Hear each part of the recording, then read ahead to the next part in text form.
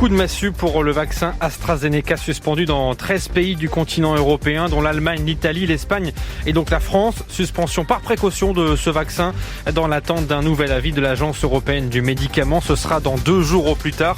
L'OMS, elle, se prononce tout à l'heure sur la sécurité de ce vaccin. En France, 1 400 000 personnes ont pour l'heure été vaccinées à l'AstraZeneca. Un seul cas de thrombose a été remonté chez une personne vaccinée, alors qu'on compte en moyenne 100 000 cas de thrombose dans notre pays en temps normal.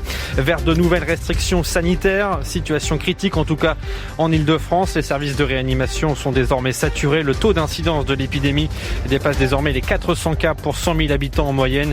Un conseil de défense est prévu demain matin à l'Elysée.